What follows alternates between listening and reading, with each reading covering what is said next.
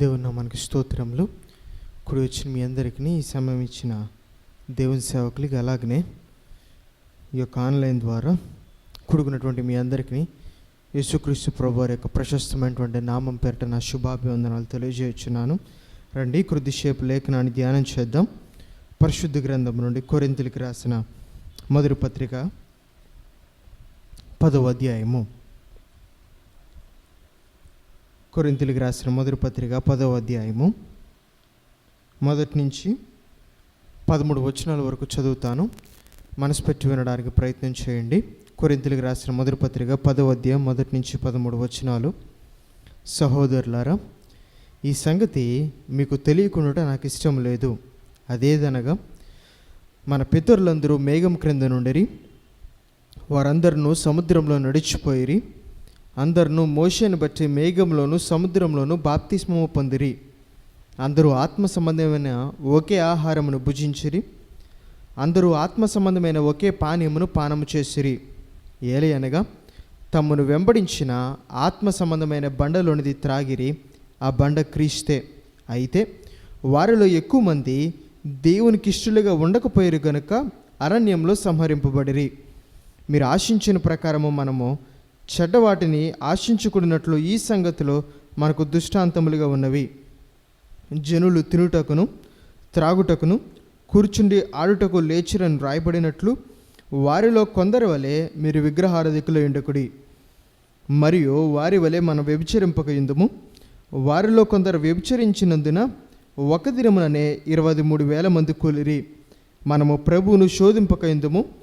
వారిలో కొందరు శోధించి సర్పం వల్ల నశించిరి. మీరు సనగకుడి.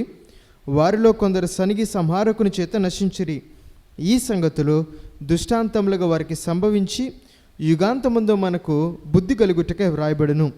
తాను నిలుచుచున్నానన్న తలంచుకొని వాడు పడుకున్నట్లు జాగ్రత్తగా చూచుకునవలను. సాధారణముగా మనుషులకు కలుగు శోధన తప్ప మరి ఏది మీకు సంభవింపలేదు. దేవుడు నమ్మదగినవాడు. మీరు సహింపగలిగినంతకంటే ఆయన ఎక్కువగా మిమ్మల్ని శోధింపబడనేడు. అంతేకాదు, సహింపగలుగుటకు ఆయన శోధనతో కూడా తప్పించుకుని మార్గమును కలగజేయును. తలలోంచి కళ్ళు మూసుకున్నట్లయితే చిన్న ప్రార్థన చేసుకుని లేఖన ధ్యానంలో మనం ముందు కొనసాగుదాం. పరిశుద్ధ ప్రేమ నమ్మకమైనటువంటి మా ప్రియ పరలోకపు తండ్రి, మీ ప్రేమ కలిగిన దయగలిగినటువంటి నామాన్ని బట్టి మిమ్మల్ని స్తుతిస్తూ మరొక మారు మీ ప్రియులతో కలిసి ఈ యొక్క బైబిల్ స్టడీ ఆరాధన ద్వారా మేము మీ పాద సన్నిధికి చేరడానికి మీరు చూపిన కృపను బట్టి మిమ్మల్ని స్తుతిస్తూ ఉన్నాము. సమయము మీది, ప్రజలు మీ వారు, మాటలు మీవి గనక ఈ దీనదాసుని మీ సిలువ చాటును మరుగుపరుచుకుని నా నోటిన మీ మాటల నుంచి మీ ప్రియులకు కావాల్సినటువంటి మీ మాటలు ఈ దీనదాసుడి చేత మీరు పలికింపమని మీ యొద్ద వేడుకుంటున్నాను. నా పరిమితికి మించి మాట్లాడుకున్నట్లు మీ ఆత్మ నడిపింపును మెండుగా దయచేయండి. అంత మాత్రమే కాదు కానీ మానవ ఉద్రేకం చేతను లేకపోతే నా సొంత ఆలోచన చొప్పున కాదు కానీ మీ నడిపింపు చేత మీ ప్రియులతో మాట్లాడగలగడానికి దీనదాసుడికి మీరు సహాయాన్ని దయచేయండి. వినే సంగతులు విడిచిపెట్టి కొట్టుకొని పోకున్నట్లు మరి విశేషమైనటువంటి జాగ్రత్త కలిగిన వారమే విన్న వాటి అనుగుణముగా మేము జీవించగలడానికి మేము మెండైనటువంటి సహాయాన్ని దయచేయమని వింటున్న నామా అందరి యొక్క హృదయాల్లో మీ ఆత్మకార్యమును జరిగించి మహిమ పొందమని నజరుడగు యేసు నామములో అడిగి స్తుతించి ప్రార్థించి వేడుకుంటున్నాను తండ్రి, ఆమేన్. మంచిది. కొద్ది వారాలుగా ఈ లేఖన భాగాన్ని మనం ధ్యానం చేస్తూ వస్తున్నాం. కొరింథీయులకు రాసిన మొదటి పత్రిక 10వ అధ్యాయంలో ఉండినటువంటి ఆ 13 వచనాల వరకు ఉండినటువంటి భాగాన్ని మనం ధ్యానం చేస్తూ వస్తున్నాం. ఆ 11వ వచనంలో అంటున్నాడు, ఈ సంగతులు దృష్టాంతములుగా వారికి సంభవించి యుగాంతమందున మనకు బుద్ధి కలుగుటకే వ్రాయబడను. ఏ సంగతులు అంటే ఏ సంగతులైతే మన పితరులైన ఇశ్రాయేలు యొక్క జీవితాల్లో సంభవించాయో ఆ సంగతులు యుగాంతమందునటువంటి మనకి బుద్ధి కలగడానికే రాస్తున్నాడు. దావీదు అంటాడు, దేవా, నేను కూర్చుడుట, నేను లేచుట, నేను తలంచుట, నా నోటి నుంచి మాట రాకమునిపే, నా హృదయంలో తలంపు పుట్టకమునిపే నీవు సమస్తాన్ని ఎరిగి ఉన్నావు. నువ్వు నన్ను బాగుగా పరిశోధించి నువ్వు నన్ను తెలుసుకుని ఉన్నావు. అనంతైన జ్ఞానైనటువంటి దేవునికి మరుగైనదంటూ ఏముంటుంది? ఆయన నేత్రాలకు కనబడినటువంటి సంగతులు అంటూ ఇంకేముంటాయి? ఆ మాట ఎంత అర్థాన్ని ఇస్తుందో అంటాడు, పాతాళమును అగాధ కూపంలో ఆయనకు కనబడుచున్నవి కదా, నరుని యొక్క హృదయము మరితేటగా కనబడును కదా. మరితేటగా పాతాళమును అగాధ కూపమే దేవునికి కనిపిస్తున్నాయట. ఇన్ని సంవత్సరాలు అయినప్పటికీ పైనున్నటువంటి ఆకాశంలో ఏం జరుగుతుందో, క్రింద ఉన్నటువంటి భూమిలో ఏం జరుగుతుందో ఇంకా మానవుడు తెలుసుకోవడానికి ప్రయత్నం చేస్తూనే ఉంటున్నాడు. ఇన్ని వేల సంవత్సరాల మనుగడకి ఇంకా ఈ సృష్టి రహస్యము ఇంకా అది అంతు చిక్కనిదిగానే ఉంటుంది. సాంకేతికంగా పరిజ్ఞానపరంగా ఇంకా ఇంత అభివృద్ధి చెందినప్పటికీ ఇంకా మానవునికి అంతు చిక్కనివి ఇంకా ఎన్నున్నాయో. కానీ ఆ పాతాళమును అగాధ కోపమును దేవునికి కనిపిస్తున్నాయట. ఆయనకు మరుగై ఉండినది ఏది? ఆయనకు కనిపించినవి, ఆయన నేత్రాలకు కనిపించినటువంటి సంగతులు మరి ఇంకేమున్నాయి? సర్వవ్యామి అయినటువంటి దేవునికి, సర్వజ్ఞాని అయినటువంటి దేవునికి మరుగైనవి ఏమున్నాయి? నీ నా తలంపులా, నీ నా మాటలా, నీ నా నడవడిక, నీ నా జీవితమా? ఏది ఆయనకు మరుగైనది?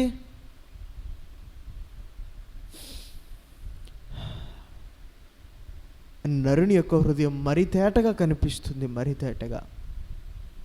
ఇప్పుడు నీ నా అంతరంగము, ఈ అంతరంగంలో ఉన్నటువంటి ఆశలు, ఈ అంతరంగంలో ఉన్నటువంటి బయటకు వచ్చేటువంటి తలంపులు, కోరికలు, అందుకని అంటాడు ఆదికాండంలో, నరుని యొక్క హృదయము బాల్యము నుండి అది చెడ్డది అని అంటాడు. దేవునికి తెలియదా? నిన్ను నన్ను రూపించిన దేవునికి తెలియదా? నీలోనికి నాలోనికి తన శ్వాసను నింపినటువంటి ఆ సృష్టికర్తకి, నిర్మాణకునికి మరుగైనదంటూ ఏది ఉంది? ఆ రోజు నికోదేము యొక్క అంతరంగమే ప్రభువుకి మరుగై ఉండలేదే. నికోదేము మనసులో ఒకటి పెట్టుకుని, మనసులో ఒకదాని కొరకు ప్రభువుని వెతుకుతూ వచ్చి ఆ అర్ధరాత్రి వేళలో ప్రభుతో మరి ఏదో సంభాషిస్తున్నాడు. నరమాత్రుడు కాడుగా ఆయన పై రూపాన్ని లక్ష్య పెట్టడానికి, ఆ పై సాక్ష్యాన్ని, ఆ పై వ్యక్తిత్వాన్ని, పై నడవడికను చూసి మోసపోవడానికి నరమాత్రుడు కాడుగా నికోదేము. ఒకడు క్రొత్తగా జన్మిస్తేనే కానీ పరలోక రాజ్యంలో నీకు ప్రవేశించలేడయ్యా. నికోదేము యొక్క అంతరంగంలో ఏముందో ప్రభువుకు మరుగై ఉండలేదు.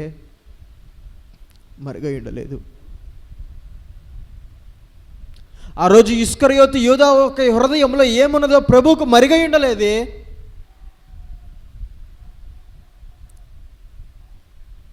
సమరయ స్త్రీ యొక్క పాపపు జీవితము ప్రభువుకు మరుగై ఉండలేదే. ఈనాడు మన జీవితాలకు మరుగైనవిగా లేవు. మన మాట తెలుసు ఆయనకి, మన నడవడిక తెలుసు, మన తలంపులు తెలుసు, మన ప్రవక్తను తెలుసు. ఎట్లా నడుచుకుంటామో, ఎట్లా జీవిస్తామో, ఎలా కొనసాగుతామో, ఎటువంటి వారమో మన స్వభావము ఆయనకి తెలిసే ఉన్నది.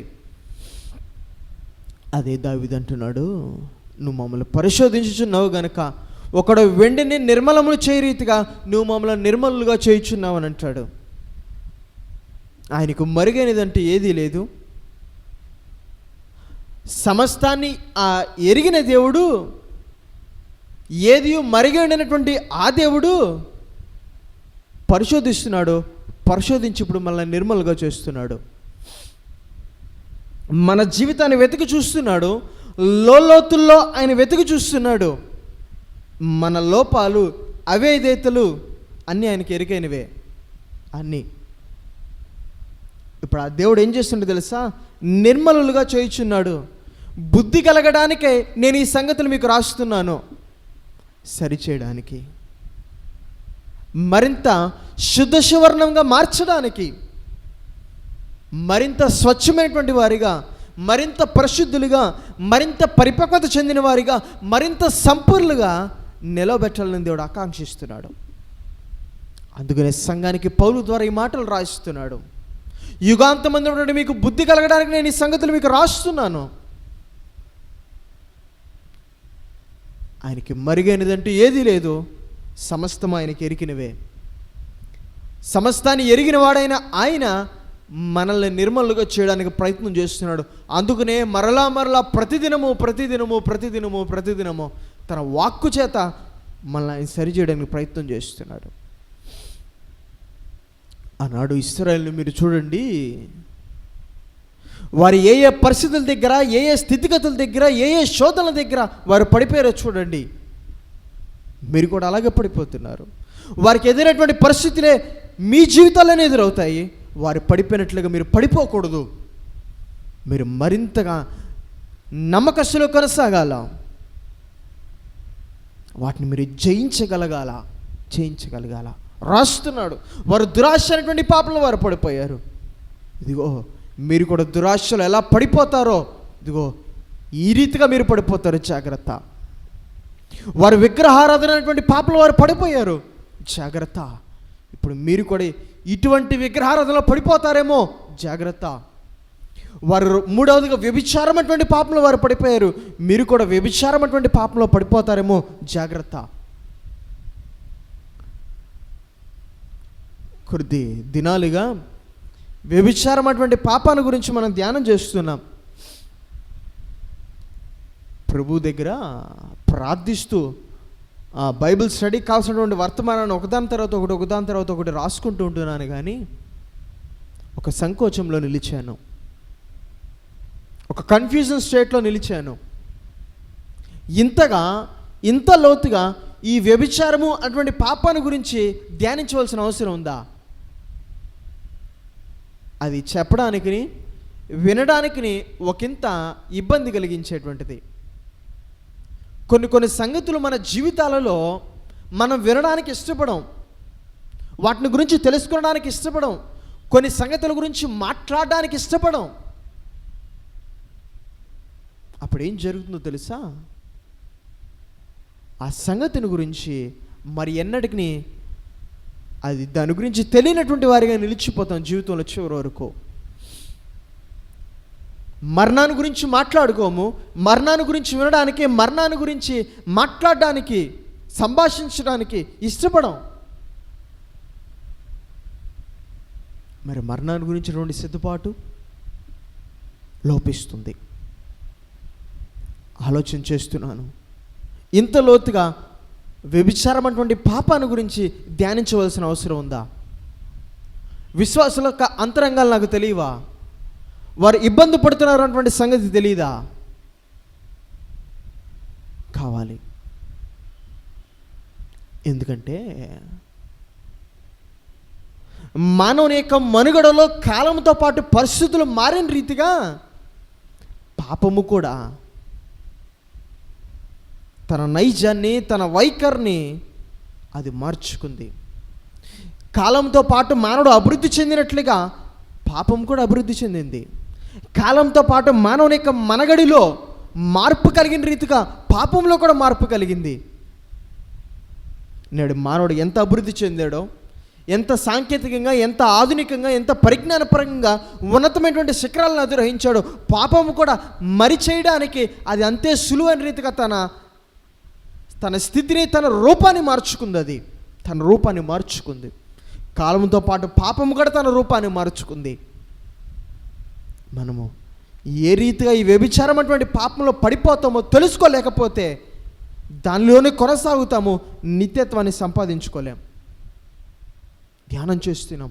జారత్వము అది వ్యభిచారమని, ఆడింగితనము, పురుష సంయోగము వ్యభిచారమని, రెండో వివాహము వ్యభిచారమని, మోహపు చూపు వ్యభిచారమని, ఈ 4 వ్యభిచారములో మనల్ని నెట్టివేసేవని తెలుసుకోకపోతే అవి ఇబ్బందిగానే ఉంటుంది. మాట్లాడడానికి, చర్చించడానికి, వినడానికి ఇబ్బందిగానే ఉంటుంది. తెలుసుకోలేకపోతే ఆ వైఖరి మనలో ఉంటుంది. పాపమని గ్రహించలేము. దానిలోనే జీవితాంతం కొనసాగుతాం. కొన్ని సంగతుల గురించి తప్పక మాట్లాడుకోవాల్సినటువంటి వారము. కొద్ది రోజులుగా వ్యభిచారం అటువంటి పాపాన్ని గురించి మనం ధ్యానం చేస్తున్నాము. వ్యభిచారము 2 రకాలని, శరీర సంబంధమైనటువంటి వ్యభిచారము, రెండవదిగా ఆత్మ సంబంధమైనటువంటి వ్యభిచారమని. శరీర సంబంధమైనటువంటి వ్యభిచారము మన శరీర సంబంధమైనటువంటి పరిశుద్ధతను పాడు చేస్తుంది. ఆత్మ సంబంధమైనటువంటి వ్యభిచారము ఆత్మ సంబంధమైనటువంటి పరిశుద్ధతను పాడు చేస్తుంది. మరలా చెప్తున్నాను, వ్యభిచారం 2 రకాలు. శరీర సంబంధమైనటువంటి వ్యభిచారము, ఆత్మ సంబంధమైనటువంటి వ్యభిచారము. శరీర సంబంధమైనటువంటి వ్యభిచారము శరీర సంబంధమైనటువంటి పరిశుద్ధతను పాడు చేస్తుంది. ఆత్మ సంబంధమైనటువంటి వ్యభిచారము ఆత్మ సంబంధమైనటువంటి పరిశుద్ధతను పాడు చేస్తుంది. జారత్వమే కానీ, ఆడింగితనము, పురుష సంయోగమే కానీ, రెండో వివాహమే కానీ, మోహపు చూపే కానీ, ఇవన్నీ వ్యభిచారము, శరీర సంబంధమైనటువంటి వ్యభిచారములు. ఇవి శరీర సంబంధమైనటువంటి పరిశుద్ధతను పాడు చేస్తాయి. రెండోదిగా ఆత్మ సంబంధమైనటువంటి వ్యభిచారం. శరీరంతో చేసేటువంటి వ్యభిచారం మాత్రమే అది వ్యభిచారము కాదు, కానీ ఆత్మ సంబంధమైనది కూడా వ్యభిచారముగా, ఆత్మ సంబంధమైనటువంటి వ్యభిచారం కూడా మనకు లేఖనంలో కనిపిస్తూ ఉంటుంది. చూద్దాం రండి నాతో పాటు. ఇర్మియా గ్రంథము 3వ అధ్యాయము.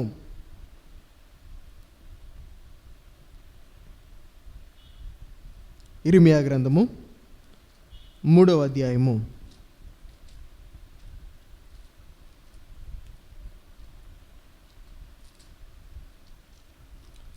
6-8 వచనాలు మనం చూసినట్లయితే, మరియు రాజైన యోషియా దినములలో యెహోవా నాకు ఇలాగ సెలవిచ్చెను, ద్రోహిణియగు ఇశ్రాయేలు చేయు కార్యమును చూచితివా? ఆమె ఉన్నతమైన ప్రతి కొండ మీదకిని, పచ్చని ప్రతి చెట్టు క్రిందకిని పోచుచు అక్కడ వ్యభిచారము చేయుచున్నది. 8వ వచనంలో, ద్రోహిణియగు ఇశ్రాయేలు వ్యభిచారము చేసిన హేతువు చేతనే నేను ఆమెను విడిచిపెట్టి ఆమెకు పరిత్యాగ పత్రిక ఇయ్యగా, విశ్వాసఘాతకులకు ఆమె సహోదరుని యూదా చూచియు తానును భయపడక వ్యభిచారము చేయుచు వచ్చుచున్నది. అక్కడ అంటున్నాడు ఇశ్రాయేలుతో, యోషియా కాలంలో వారేం చేశారట? 6వ వచనంలో అంటున్నాడు, ఆమె ఉన్నతమైన ప్రతి కొండ మీదకిని, పచ్చని ప్రతి చెట్టు క్రిందకిని పోచుచు అక్కడ వ్యభిచారము చేయుచున్నది. దాని అర్థం ఏంటి? ప్రతి కొండ మీదకి, పచ్చని ప్రతి చెట్టు క్రిందకి వారు వ్యభిచారము చేయుచున్నారు అంటున్నాడు ఇశ్రాయేలు గురించి. అది నిజముగా శరీర సంబంధమైనటువంటి వ్యభిచారము కాదు, కానీ విగ్రహారాధనని లేఖనంలో దేవుడు ఏ రీతిగా వర్ణించారంటే అది ఆత్మ సంబంధమైనటువంటి వ్యభిచారంగా వర్ణించడం మనకు కనిపిస్తూ ఉంటుంది. ఇట్టి సంబంధమైనటువంటి మాటలు, ఇట్టి సంబంధమైనటువంటి వర్ణన మనకి యెషయా గ్రంథంలోను, ఇర్మియా గ్రంథంలోను మనకి మరి సుస్పష్టంగా, యెహెజ్కేలు గ్రంథంలోను మరి సుస్పష్టంగా మనకు కనిపిస్తూ ఉంటుంది. వారు ప్రతి కొండ మీదను, పచ్చని ప్రతి చెట్టు క్రిందను వారు వ్యభిచారం చేశారని అంటున్నాడు. ఏం చేశారు ఇశ్రాయేలు? వారు ఐగుప్తు దేశంలో 430 సంవత్సరాలు బానిసలుగా ఉండినప్పుడు, ఆ ఐగుప్తు అనేటువంటి కొలిమి నుంచి ఆయన వారిని విడిపించినప్పుడు, కొలిమి అని ఎందుకు ఐగుప్తు అంటారంటే నలిగిపోయారు. కొలిమిలో ఆ ఒక మెటల్ని వేసినప్పుడు అది ఎలాగైతే కరిగిపోతుందో ఇశ్రాయేలు ఆ ఐగుప్తులో నలిగిపోయారు, కరిగిపోయారు. వారు కృషించిపోయారు ఆ బానిసత్వంలో. అటువంటి గడ్డు స్థితి నుంచి దేవుడు వారిని విడిపించినప్పుడు వారికి కొన్ని ఆజ్ఞలు ఇచ్చాడు. మీరు ఏ దేశానికైతే మీరు వెళ్తారో, నేను ఇచ్చేటువంటి వాగ్దాన భూమి అటువంటి కనాన్లోనికి మీరు ప్రవేశించిన తర్వాత ఆ కనాన్లో ఉండేటువంటి జనుల వలె మీరు విగ్రహారాధికులుగా ఉండకూడదు, వారి వలె మీరు నడుచుకోకూడదు, వారి వలె మీరు జీవించకూడదు, వారికి మీకు పొంతు ఉండకూడదు. కానీ కనాన్లోనికి వారు ప్రవేశించిన తర్వాత అక్కడ ఉండిన కనానీయుల ప్రకారము, మోయాబీల ప్రకారము, అమోనీల ప్రకారము వారు జీవించారు. వారి ఆచారాల ప్రకారము, వారి సంప్రదాయాల ప్రకారము, వారి పద్ధతుల ప్రకారము వారు జీవించారు. వారితో వీముందారు, వారితో సత్సంబంధాలను వారు ఏర్పరచుకున్నారు. ఏం చేశారు? ప్రతి కొండ మీద వారు ఏం చేశారు తెలుసా? వారు బలిపీఠాలను నిలిపారు. ప్రతి చెట్టు కిందను వారు బలిపీఠాలను కట్టి దేవతా విగ్రహాలను నిలిపి వారు ఏం చేశారు తెలుసా? విగ్రహారాధన చేశారు. శరీర సంబంధమైనటువంటి వ్యభిచారము ఈ శరీరానికి గల పరిశుద్ధతను పాడు చేస్తే, ఈ విగ్రహారాధన ఏదైతే ఉందో అది ఆత్మ సంబంధమైనటువంటి పరిశుద్ధతను పాడు చేస్తుంది. దేవుడు సహించనివి రెండు పాపాలు. ఒకటి విగ్రహారాధన, రెండోది వ్యభిచారము. విగ్రహారాధన ఆత్మ సంబంధమైనటువంటి వ్యభిచారముగా దేవుడు పరిగణిస్తున్నాడు. ఇక్కడ ఈ విషయాలు మరి సుస్పష్టంగా మనకి ఎక్కడ కనిపిస్తూ ఉంటాయి అంటే యెషయా గ్రంథము 57వ అధ్యాయము. యెషయా గ్రంథము 57వ అధ్యాయము 5వ వచనం నుండి మనం చూసినట్లయితే,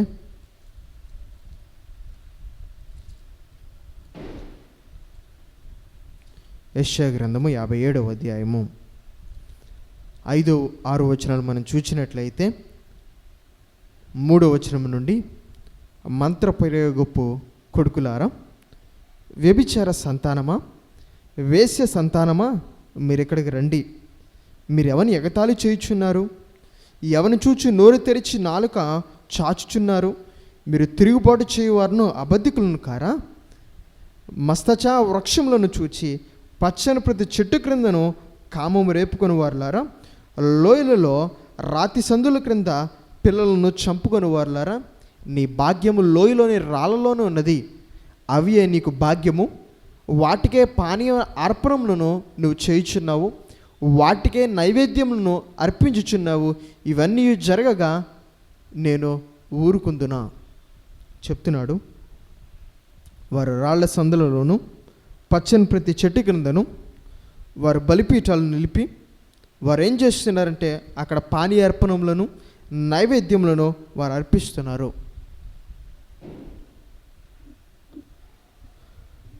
ఆ రకమైనటువంటి జీవితాన్ని ఇశ్రాయేలు జీవిస్తుండగా వారి జీవితాన్ని బట్టి దేవుడు తన ప్రవక్తలైనటువంటి యెషయా, యిర్మీయా, యెహెజ్కేలు ప్రవక్తల ద్వారా వారితో మాట్లాడుతూ వారిని అంటున్నాడు, వ్యభిచార సంతానమా, వేశ్య సంతానమా. ఎవరిని గురించో తెలుసా? ఎవరి మాటలు మాట్లాడుతున్నారో తెలుసా? స్వయంగా ఏ దేవుడైతే వీరు నావారు అని అన్నాడో,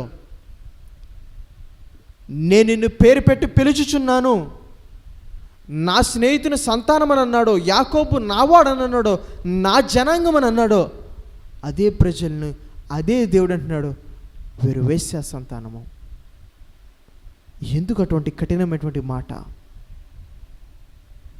చాలాసార్లు బిడ్డలు అవేదేలిగా ఉండినప్పుడు, బిడ్డలు బాధ పెట్టినప్పుడు, బిడ్డలు మాట వినటువంటి వారి ఉండినప్పుడు, బిడ్డలు అవమానాన్ని తెచ్చిన వారిగా, నిందను తెచ్చిన వారిగా ఉండినప్పుడు ఆ తల్లిదండ్రుల మనస్సు వేదనతో రగిలిపోతుంది కదా.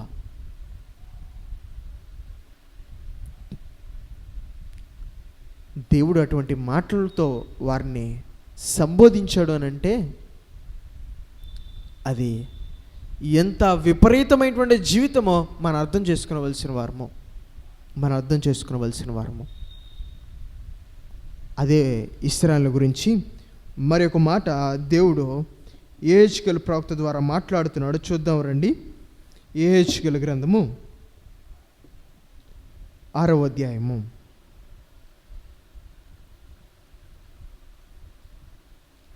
యెహెజ్కేలు గ్రంథము 6వ అధ్యాయము 9వ వచనాన్ని మనం చూచినట్లయితే, మరియు నన్ను విసర్జించిన వారి విశ్వాసఘాతకమైన వ్యభిచార మనస్సును, విగ్రహమును అనుసరించిన వ్యభిచార దృష్టిని నేను మార్చిన తట్టు తిరగజేయగా, చెరపట్టబడిన వారే శేషించిన వారు అన్ని జనుల మధ్య నన్ను జ్ఞాపకం చేసుకుని తాము అనుసరించిన హేయ కృత్యములన్నిటిని బట్టి తాము చేసిన దుష్కార్యములు కనుగొని తమను తామే హాస్యించుకొనొచ్చు నేను యెహోవానై ఉన్నానని వారు తెలుసుకుందురు. ఈ కీడు వారికి చేసేది నేను చెప్పిన మాట వ్యర్థము కాదు. యెహెజ్కేలు ప్రవక్త ద్వారా మాట్లాడుతూ, వారు ఎట్లా బానిసలు అవుతారో, ఎట్లా దేవుని యొక్క కోపానికి, దేవుని యొక్క శిక్షకు వారు పాత్రలు అవుతారో,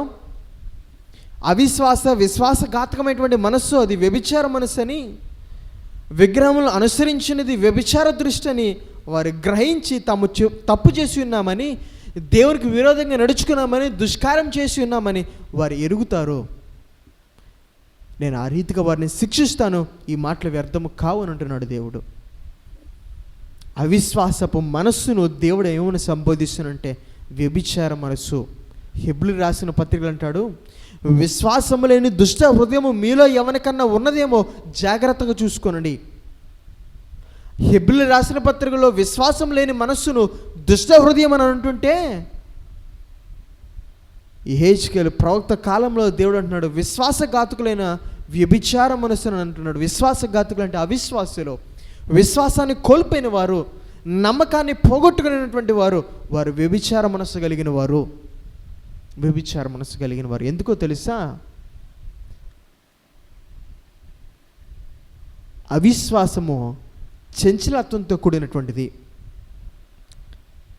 ద్విమనస్కత్వమే అవిశ్వాసం అంటే.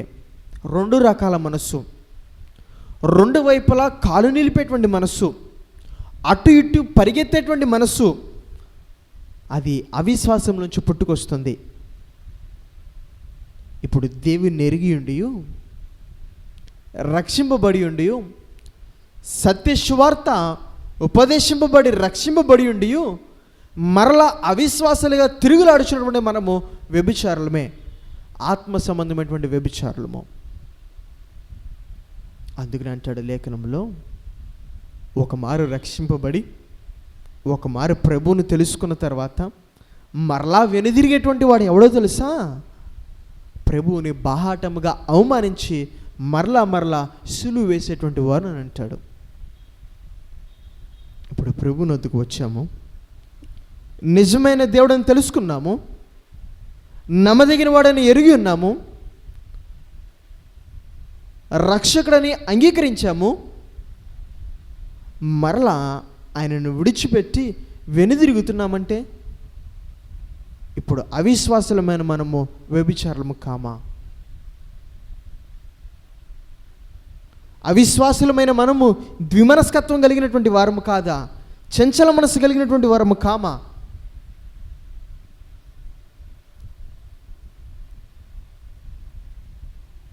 సముద్ర తరంగాల్లాగానే గాలికి కొట్టుకుపోయేటువంటి వారిగానే ఉంటున్నాం. ఇప్పుడు ఆ విశ్వాసఘాతకమైనటువంటి మనస్సు, అవిశ్వాసపు మనస్సుని ఏమంటున్నాడు తెలుసా? వ్యభిచార మనస్సు. నా ప్రియవినికరి, ఈ రాత్రి వాక్యాన్ని ధ్యానిస్తున్నటువంటి మనము ఏ స్థితిలో ఉండినటువంటి వారము? ఆత్మ సంబంధమైనటువంటి వ్యభిచారులుగా కాదు అనుకుంటున్నాము. లేదండి, నేను దేవుణ్ణి అంగీకరించాను,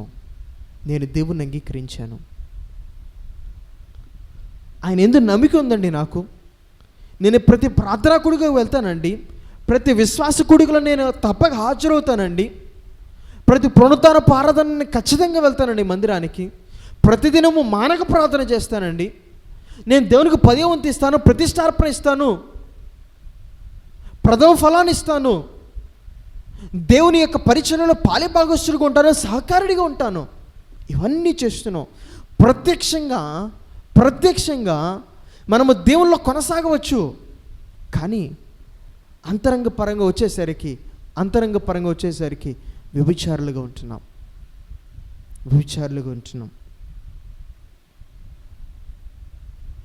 పైకి కనిపించడానికి భక్తిపరులుగా, నీతిమంతులుగా ఉండవచ్చు. కానీ మన అనీతి, మన భక్తిహీనత దేవునికి మాత్రమే ఎరిగి ఉండినది. నా నమ్మకం దేవుడి మీద నుంచి కోల్పోయినటువంటి వారు. ఆయన యందు విశ్వాసం ఉంటే నిశ్చయత నీలో నాలో ఉండదు. వెనుదిరిగినటువంటి తత్వము, దిగులు, చింత, బాధలకు తావు లేనటువంటి జీవితము నీలో నాలో ఉండదు.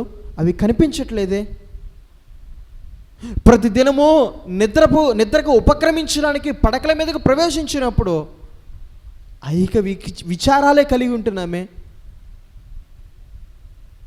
ఆయన మీద, వాక్యము మీద, పరసంబంధమైనటువంటి మాట మీద మనసు నిలపట్లేదే. ఇవన్నీ ఆనవాళ్ళు కావు. నీవు నేను అవిశ్వాసాలడానికి ఆనవాళ్ళు కావు. ప్రత్యక్షంగా దేవుని దగ్గరికి వస్తున్నాం కానీ పరోక్షంగా దేవుని మీద నమ్మకం లేదు. మరివేటిని ఆశ్రయిస్తాం, మరివేటిని నమ్ముకుంటాం. విశ్వాసంతో ఆయన వైపు చూస్తూ, సహాయం కొరకు ఎదురు చూస్తూ కొనసాగవలసినటువంటి మనము ఆనాడు కనాను విందులో ఆయన తల్లి వలె, సమయం వచ్చింది, ద్రాక్షరసం అయిపోయింది, ద్రాక్షరసం అయిపోయింది, విశ్వాసం ఆయన దగ్గరికి వెళ్ళింది. అమ్మ, నా సమయం ఇంకా రాలేదు. మరల వెళ్ళి తొందర పట్టిందా? ప్రతి 10 నిమిషాలకు వెళ్ళి ఆయన తట్టిందా? ప్రతి గంటకు వెళ్ళి ఆయన తట్టిందా? ద్రాక్షరసం అయిపోయింది, ద్రాక్షరసం అయిపోయింది. లేదు. నిశ్చయిత కలిగి అలా ఉంది అంటే ఏది? నిశ్చయిత ఏది? లేదు.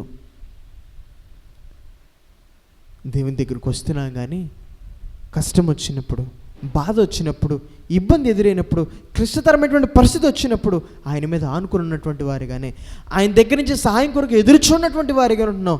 అవిశ్వాసులము, విశ్వాసఘాతకులమైన మనము వ్యభిచారులము. ఇప్పుడు ఈ దేవుడిని విడిచిపెట్టేసి, ఏ దేవుడైతే నన్ను పాపపు సంఖ్యల నుంచి విడిపించాడో, నేటి వరకు సజీవుడిగా ఉంచాడో, ఆ సజీవుడైనటువంటి దేవుడే, సజీవుడిగా మనల్ని నిలిపినటువంటి దేవుడే ఇక ముందు కూడా సహాయం చేయగలడని నమ్మలేక ఎన్ని మార్లు దేవుని విడిచిపెట్టినటువంటి అనుభవాలు, ఎన్ని మార్లు. ఆచారాలను, పద్ధతులను, మనుషులను, వనరులను వేటి దగ్గరకో పరోక్షంగా వెనుదిరిగి వెళ్ళినటువంటి అనుభవాలే.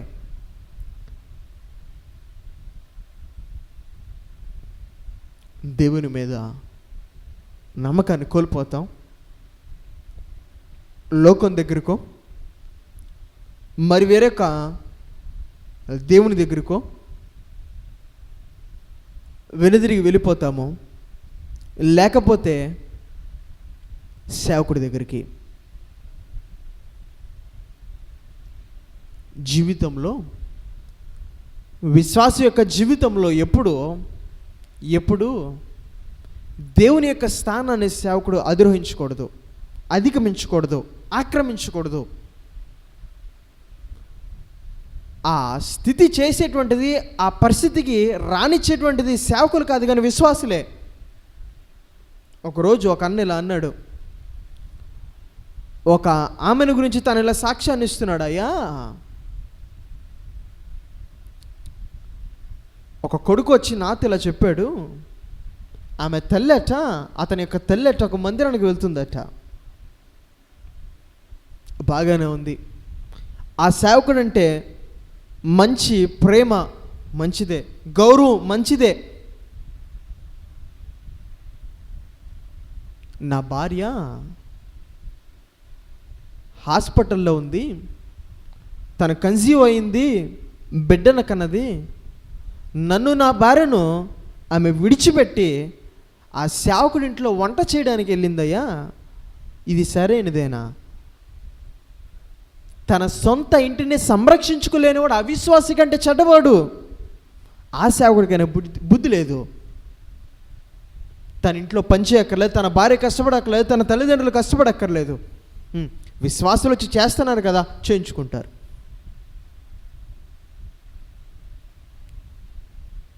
ఇప్పుడు తన సొంత ఇంటిని సంరక్షించుకోలేకపోతుంది.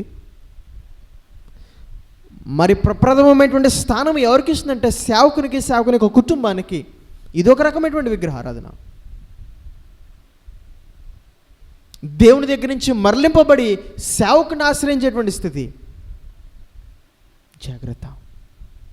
ఆత్మ సంబంధమైనటువంటి వ్యభిచారులుగా ఉండకూడదు. రాజీ పడిపోతున్నామేమో.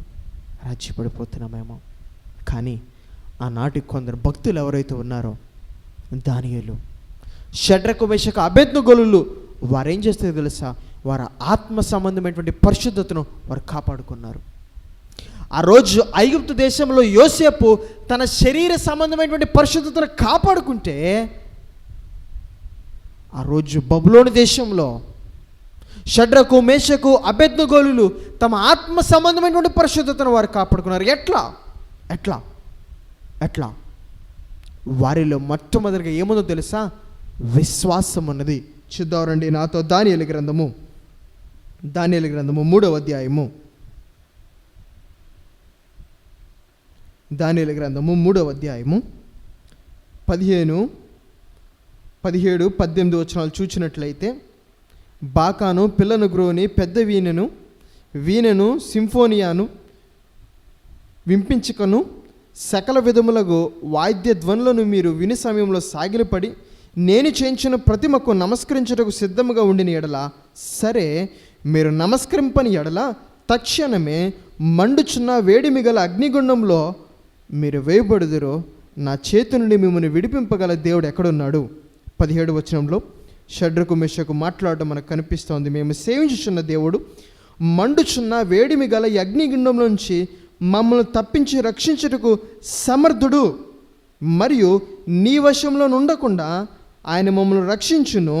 ఒకవేళ ఆయన రక్షింపకపోయినను, రాజా, నీ దేవతలను మేము పూజింపమనియు నీవు నిలవబెట్టించిన బంగారు ప్రతిమకు నమస్కరింపమనియు తెలుసుకొనుము.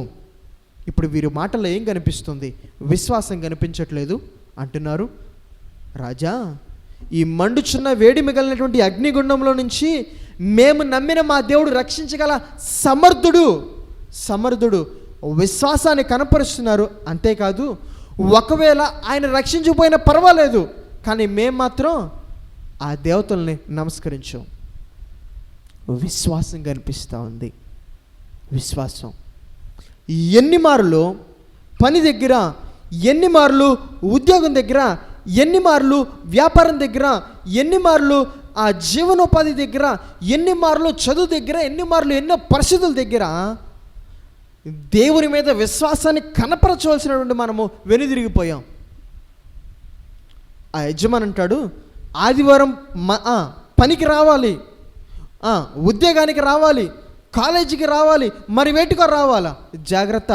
రాకపోతే పనులోంచి తీసేస్తా, రాకపోతే ఉద్యోగంలోంచి తీసేస్తా, రాకపోతే మార్కులు ఉండవు. చాలా సూక్ష్మమైనటువంటి సంగతులు నేను మీకు చెప్తున్నాను. ఏ రోజన్నా షడ్రకు, మేషకు, అబేద్నెగోలు వంటి విశ్వాసాన్ని కనపరిచామా? పర్వాలేదు. విశ్రాంతి దినము దేవునిది. ఒకవేళ నా ఉద్యోగం పోయినా పర్లా, నా వ్యాపారం పోయినా పర్లా, నా పని పోయినా పర్లా, నా చదువు పోయినా పర్లా, విశ్రాంతి దినము దేవునిది.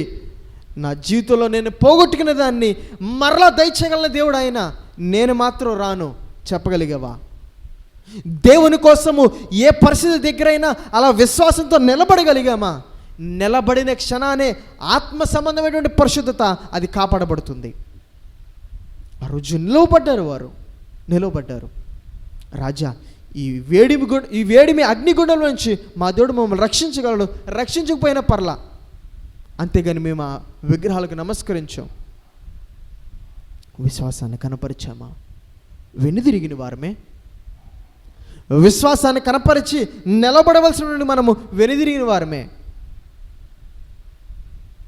జాగ్రత్త. విశ్వాసిగా ఈ రాత్రి వాక్యాన్ని వింటున్న నీకు ఆ అనుభవం ఉన్నదా?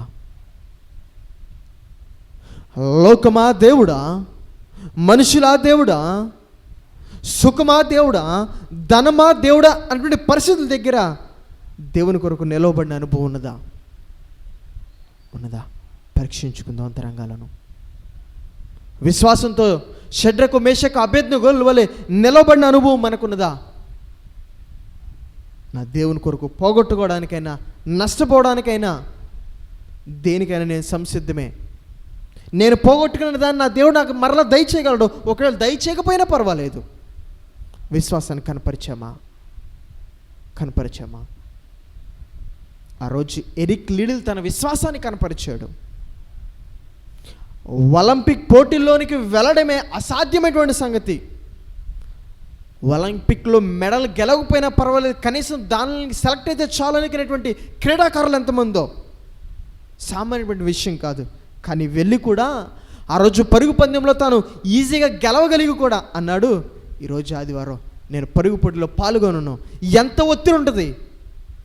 అన్ని సంవత్సరాలు కష్టపడి అతనిని ట్రైన్ చేసినటువంటి కోచ్ ఊరుకుంటాడా? అతని ట్రైనింగ్ కావాల్సినటువంటి వనరులు, ధనాన్ని ఇచ్చినటువంటి ప్రభుత్వం ఊరుకుంటుందా? ఒత్తిడి చేయదు, జీవితాన్ని నాశనం చేయదు, మరలా క్రీడల్లో అతను పాల్గొనకుండా అతని జీవితాన్ని తొక్కేయదు అనుకున్నాడు. నా జీవితం పోయినా పర్లా, నా క్రీడా జీవితం నష్టపోయినా పర్లా, నేనేమైపోయినా పర్లా, నా దేవుని కొరకు నేను నిలవబడతాను. మరలా పోటీలో పాల్గొంటే నాకు విజయాన్ని దయచేయగలడని నమ్మి తను నిలవబడ్డాడు. అనుభవాలు లేవు. అవిశ్వాసాన్ని కనపరిచే వారిగా ఉంటున్నామే కానీ విశ్వాసాన్ని కరిచి నిలబడలేకపోతున్నాం. అందుకని ఆత్మ సంబంధమైనటువంటి వ్యభిచారులం అవుతున్నాం. కష్టం దగ్గర నిలబడలేవు, సమస్య దగ్గర నిలబడలేవు, అనారోగ్యం దగ్గర నిలబడలేవు, బిడ్డల దగ్గర, భవిష్యత్తు దగ్గర, వివాహం దగ్గర, ఉద్యోగం దగ్గర నిలబడలేవు. నేను తప్పు చేయను, లంచం ఇవ్వను, నేను మరి ఏవో లేఖన విరుద్ధమైనవి, దేవునికి విరుద్ధమైనటువంటి నేను చేయము. దేవుడు మా జీవితాల్లో సహాయం చేస్తాడు, కార్యాన్ని జరిగిస్తాడు. నమ్మకంగా నిలబడిన వారిగా ఉన్నామా? అవిశ్వాసులుగా దేవుని పక్కకు నెట్టి ఆత్మ సంబంధమైనటువంటి వ్యభిచారులుగా ఉంటున్నాం. ఆత్మ సంబంధమైనటువంటి వ్యభిచారులుగా ఉండగా ఆత్మ సంబంధమైనటువంటి పరిశుద్ధత కాపాడబడాలి అంటే మొట్టమొదటిగా షడ్రకు మేషకు అబేద్నెగోలు ఉన్నటువంటి విశ్వాసం నీకు నాకు కావాలా. రెండవదిగా మరొక విషయాన్ని నేను మీకు చూపించి ముగించేస్తాను. చూద్దాం రండి నాతో. దానియేలు గ్రంథంలోనే 6వ అధ్యాయము, దానియేలు గ్రంథము 6వ అధ్యాయము 16వ వచనం చూడండి.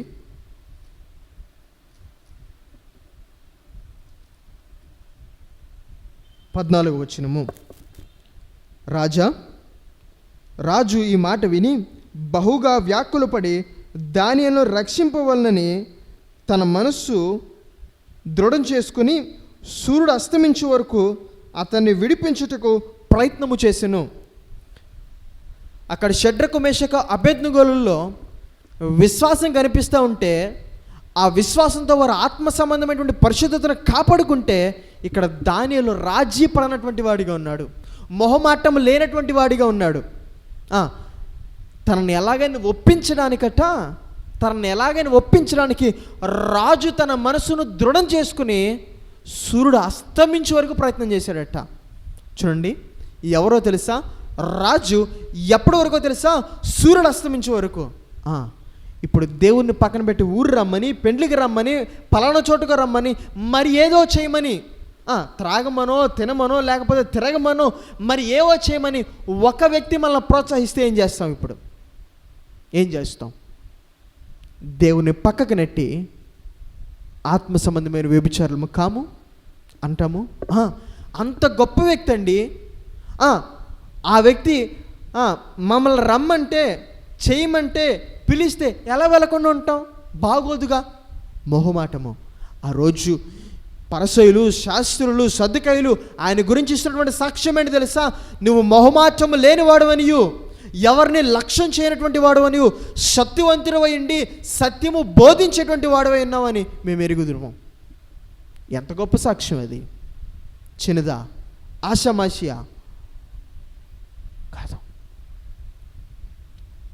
నీకు నాకు దానియేలు రాజీ పడలా. నన్ను రాజు ఒప్పిస్తున్నాడు కదా, ఇదిగో ఇంతసేపటి నుంచి సూర్యుడు అస్తమించే వరకు ఇంతసేపటి నుంచి బతిమాలుతున్నాడు కదా, ఒక్కసారి రాజు చెప్పినట్లుగా తను నమస్కరిస్తే ప్రార్థిస్తే పోలా అని అనుకోలా. రాజీ పడనటువంటి వాడిగా ఉన్నాడు. జాగ్రత్త. ఇప్పుడు నీలో నాలో అవిశ్వాసము, నీలో నాలో రాజ్యపడిన తత్వం ఏం చేస్తుంది తెలుసా? దేవుణ్ణి విడిచిపెట్టి మరి దేన్ని చేసేలాగా చేస్తుంది, తప్పటడుగులు వేసేలాగా చేస్తుంది, ఆత్మ సంబంధమైనటువంటి పరిశుద్ధతను పాడు చేస్తుంది. జాగ్రత్త. ఆనాడు ఇశ్రాయేలులో వ్యభిచారం అనేటువంటి పాపంలో వారు పడిపోయారు. ఈనాడు మనము కూడా ఏ రకంగా వ్యభిచారపు పాలు కాగలమో దేవుడు మాతో మాట్లాడుతున్నాడు. అది శరీర సంబంధమైనటువంటి వ్యభిచారమా, ఆత్మ సంబంధమైనటువంటి వ్యభిచారమా? ఏ రీతిగా మనం వ్యభిచారం అనేటువంటి పాపంలో పడిపోతున్నామో పరీక్షించుకుందాం. మన జీవితాలని దగ్గర ఒప్పుకొని విడిచిపెడదాం, సరిదిద్దుకుని నమ్మకస్తులుగా ముందు కొనసాగుదాం. తల వంచి కళ్ళు మూసుకున్నట్లయితే ప్రార్థన చేసుకుందాం. పరిశుద్ధిరా ప్రేమ నమ్మకమైనటువంటి మా ప్రియ పరలోకపు తండ్రి, మీ ప్రేమ కలిగిన దయగలిగినటువంటి నామాన్ని బట్టి మిమ్మల్ని స్తుతిస్తూ మరొకమారు మా ఆత్మ సంబంధమైనటువంటి పరిశుద్ధతను పాడు చేసేటువంటి ఆత్మ సంబంధమైనటువంటి వ్యభిచారం ఏమిటో, ఎట్లా దాన్ని మేము జయించి మా ఆత్మ సంబంధమైనటువంటి పరిశుద్ధతను కాపాడుకోగలమో మీరు మాతో మాట్లాడిన ప్రతి మాటను బట్టి మీకు వందనాలు. నా పరిమితికి మించి మాట్లాడానేమో, బోధించానేమో దయతో క్షమించండి. ఈ మాటలు నాలో మాలో నాటపడడానికి, వీటి అనుగుణంగా మేము జాగ్రత్తగా జీవించగలడానికి మాకు మీరు సహాయాన్ని దయచేయండి. వ్యభిచారం ఆత్మ సంబంధమే, విగ్రహారాధన ఆత్మ సంబంధమైనటువంటి వ్యభిచారమని ఆనాడు ఇశ్రాయేలు ఆ రీతిగా ఉన్నారని మా ఎదుట వారి జీవితాలు నిలుపుతూ వారి వలె మేము ఉండక ఒక షడ్రకు మెషకు అబేద్నెగోల వలె విశ్వాసముతో దానియేలు వలె రాజీ పడినటువంటి తత్వముతో మా ఆత్మ సంబంధమైనటువంటి పరిశుద్ధతను కాపాడుకోగలడానికి మాకు మీరు సహాయాన్ని దయచేయండి. నేటి వరకు మా జీవితాల్లో ఎన్నో మార్లు విశ్వాసంతో మీ కొరకు నిలబడవలసినటువంటి మేము అవిశ్వాసులుగా వెనుదిరిగిపోయాము. దానియేలు వలె రాజీ పడక మీ కొరకు నిలబడవలసినటువంటి మేము ఎన్నో మార్లు మొహమాటానికి మేము లోనయ్యి రాజీ పడిపోయినటువంటి వారిగా ఉన్నాం. దయతో క్షమించండి. ఇటు గడ్డి స్థితిని నాలో మాలో మీరు దూరపరచమని మీద వేడుకుంటున్నాను.